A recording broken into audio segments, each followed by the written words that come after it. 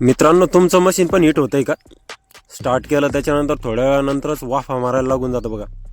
पेट्रोलमध्ये oil व्यवस्थित मिळवलं तरी पण ते तसंच करतंय.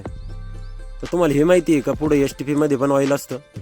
बऱ्याच जणांना माहीतच नाही आहे का पुढे STPमध्ये 2 स्ट्रोकमध्ये पण ऑइल असतं. हे बघा ऑइल कसं निघलेलं आहे याच्यातून. हे असं ऑइल खराब होऊन जातं. त्याच्यात आपले सगळे गिअर असतात प्लंजर रॉडला वर्क करण्यासाठी. या ऑइल जर असलं तर ते बेरिंगा जाम होऊन जातं. बेरिंगा जाम झाल्या का मशीनवर लोड येतो आणि मशीन जास्त हिट करतं. हे ऑइल चेंज करून घेत जा मित्रांनो.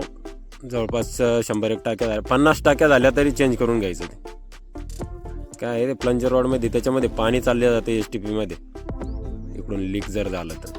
आणि याच्यात ऑइल कोणतं बसतं मित्रांनो, जे आपण गाडीत टाकतो का 20W40 मोटरसायकलमध्ये 20W40 ते ऑइल टाकायचं. याच्यात जवळपास 200 ते 250 ml दरम्यान ऑइल बसतं त्याच्यात.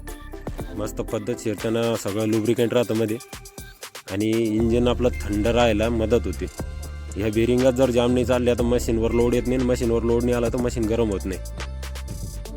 हे ऑइल पुढं 2 स्ट्रोकमध्ये ऑइल असते, हे तुम्हाला माहिती होतं का मित्रांनो?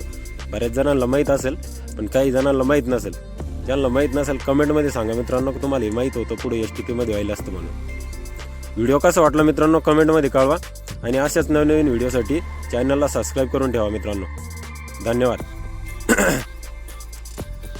ऑइल टाकत जा मित्रांनो. काय होतं,